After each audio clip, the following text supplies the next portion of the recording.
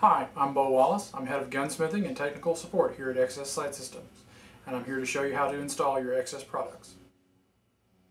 To install XS sights on a Glock handgun, the first thing you want to do is to unload or verify the unloaded condition of the pistol. Remove the magazine and lock the slide to the rear. Then both visually and physically check that there are no rounds present. Let the slide go forward and press the trigger to release the firing mechanism. The slide is then retracted a small amount and the slide lock lever is pulled down, allowing the slide to run forward off the frame, which is then set aside.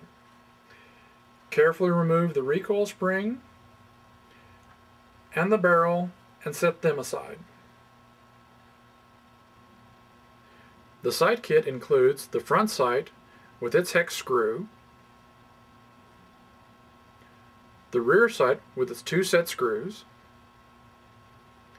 the installation tool, which has on one end the hex driver for the front sight installation and on the other end the Allen wrench for the rear sight installation, a non-marring Delrin drift punch, and a tube of red thread locking liquid.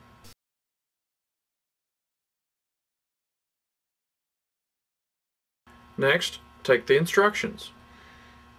Completely read through the instructions, including the special Glock installation instructions. If you have any questions, please give us a call. The first thing we will need to do is to remove the front sight. This is the bottom of the front sight, and using a flat-bladed screwdriver, we'll punch it out through the top of the slide.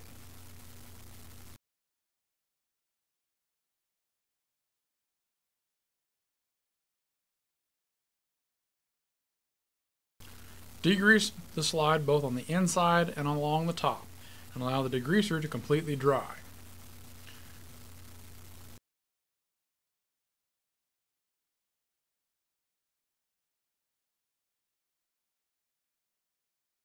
Using the supplied hex wrench, unscrew the attachment screw from the bottom of the sight.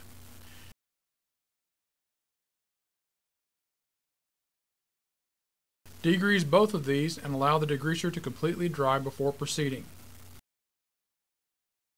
If you fail to do that, it can attack the red thread locking compound, which may not set to full strength.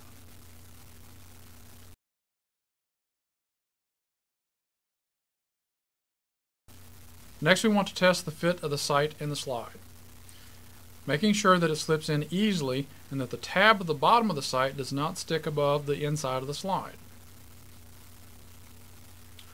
Once we are sure of the fit, we will apply a drop of the red thread locking compound onto the bottom of the sight and a drop onto the threads.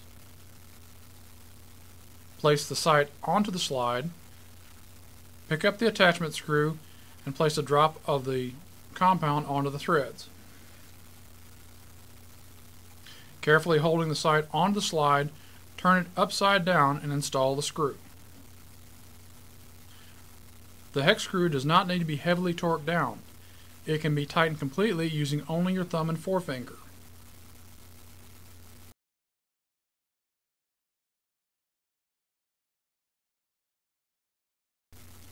Now, before proceeding, look at how the sight sits on the slide to make sure that it is not sitting off at an angle. If it is angled, loosen the hex screw just a little and twist the sight until the sight is straight. Retighten, making sure the sight still remains straight.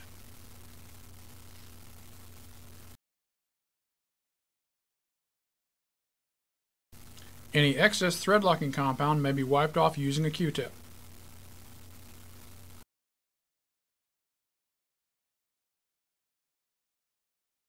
Allow 2 hours for the red thread locking compound to dry before shooting.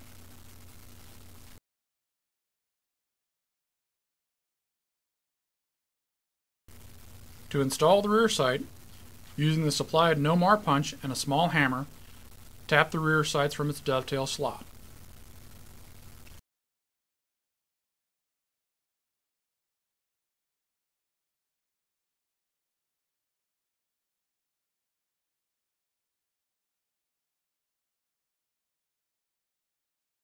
Next, check the new rear sight to ensure that the 2 set screws are completely flush.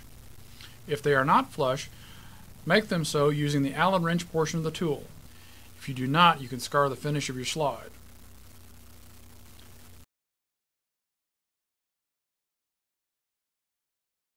Now try the fit of the sight into the dovetail. If it does not slide in easily, using only finger pressure, remove it and using a file or emery paper, remove material evenly across the bottom of the sight until it does.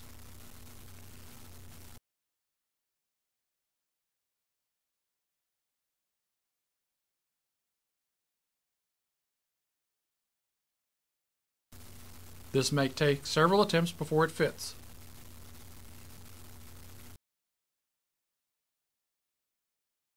Do not rush the work, but work slowly and carefully. Once the sight will slide most of the way into the dovetail, it can be tapped into place.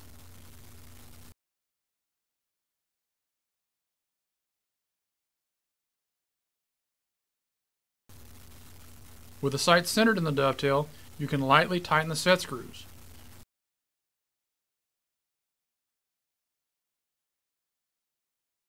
Do not over-tighten these screws. Their sole purpose is to hold the sight in place while we apply the red thread-locking compound in several big blobs around the sight body. This compound is what really holds the sight in place.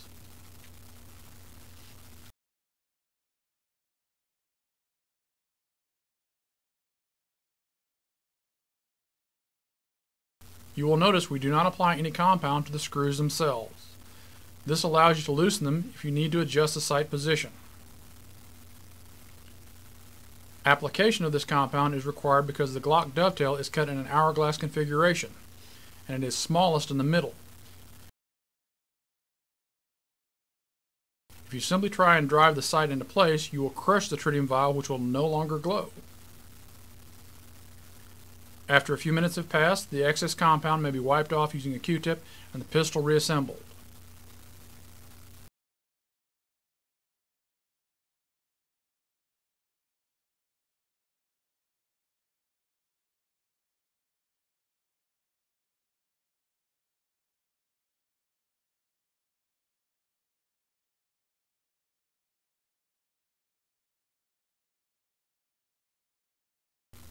Allow 2 hours for the compound to cure before shooting.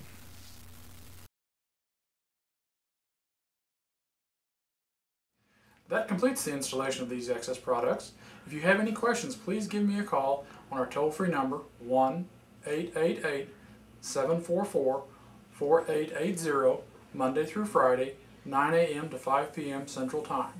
We'll be happy to answer your questions.